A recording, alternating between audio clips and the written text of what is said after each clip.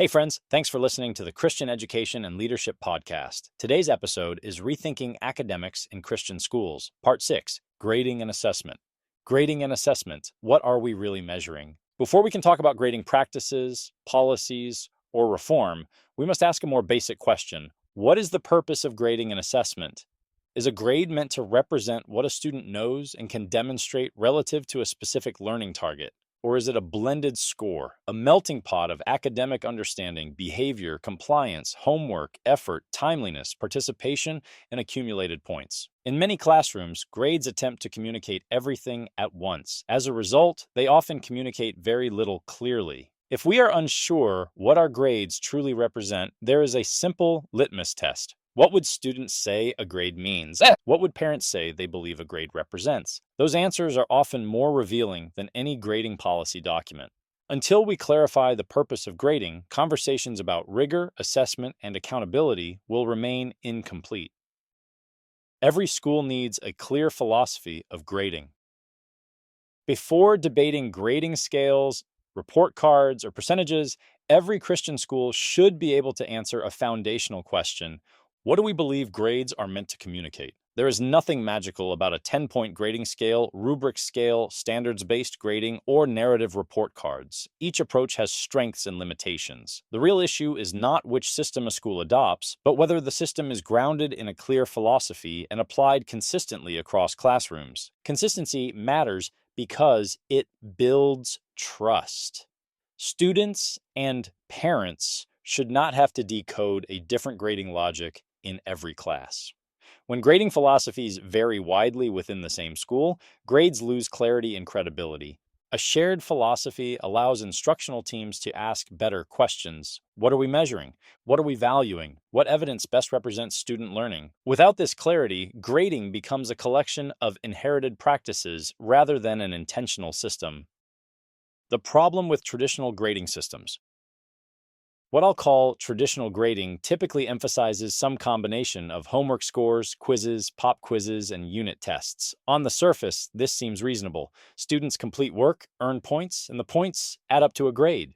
The problem is not that these components exist. The problem is how heavily they are weighted and what they actually measure.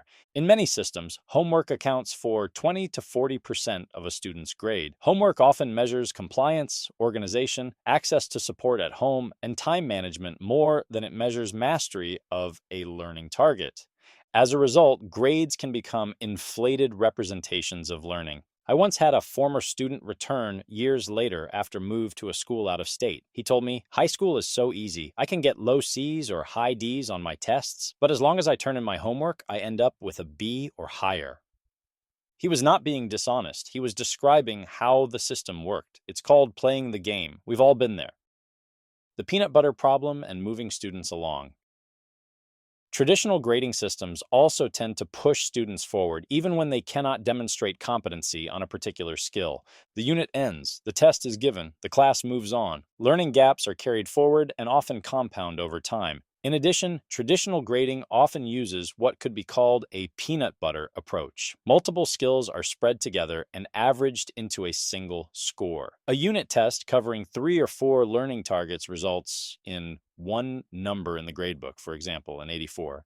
But what does that actually tell us? It does not tell us which skills were mastered. It does not tell us which skills were partially understood. It does not tell us where instruction should adjust next. An 84 is not descriptive. It is not actionable. And it is not especially helpful to students, parents, or teachers.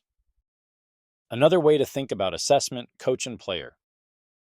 A more helpful way to think about grading and assessment is through the lens of coach and player and the emphasis of ongoing feedback. Imagine a basketball coach assessing an elementary player's ability to dribble. One player demonstrates mastery, dribbling fluidly without looking at the ball. Another is close to mastery but makes occasional technical errors. A third can manage only 2 or 3 dribbles before losing control. A fourth struggles significantly and cannot maintain control at all. With this simple observation, the coach has created a scoring guide. More importantly, the coach knows exactly how to train each player. This is how assessment should function in classrooms. Rather than relying on arbitrary cut scores like 71, 84, or 92, assessment should be grounded in what a student can actually demonstrate relative to a learning target. Can the student explain the concept, apply the skill accurately, evaluate and create, demonstrate it consistently and independently? These indicators are far more meaningful than a single averaged score.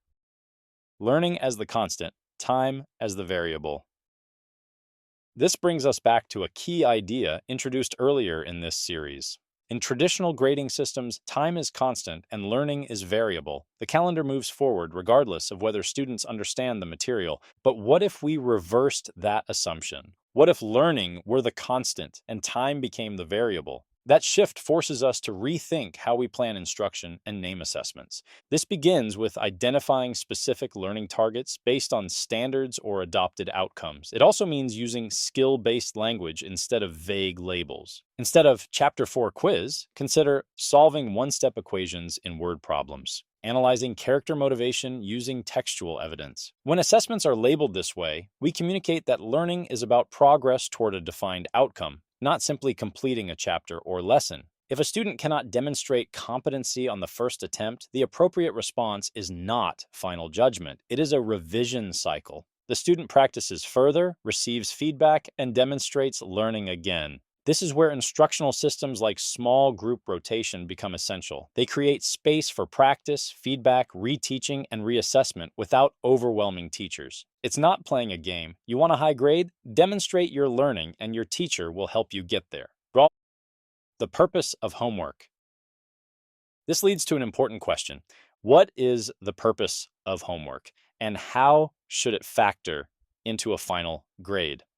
Homework is practice toward an intended learning target. Returning again to the coaching analogy, some athletes need more practice than others to become proficient at dribbling. Practice matters, but practice alone does not demonstrate mastery. For this reason, whether or not a school encourages homework, it is wise to consider limiting homework to 0 to 10% of the overall grade. Homework shows effort and engagement. It supports learning, but it does not, by itself, demonstrate competency. And as a sidebar, there is little to no empirical evidence that regular homework elevates student achievement, especially for younger students. Competency should be determined using meaningful evidence, such as quizzes, tests, projects, or performance tasks aligned to specific skills. When grading unit tests and projects, it is essential to assess by skill rather than assigning a single overall score. Skill-based grading provides far more precision and clarity about where a student needs to improve. Final word. Grading and assessment are not neutral systems. They shape how students understand learning, effort, failure, and growth. Christian schools must ensure that grades do more than reward compliance. They should clearly communicate learning, guide instruction, and support growth over time. When learning becomes the constant and time the variable, grading becomes less about sorting students and more about coaching them toward mastery.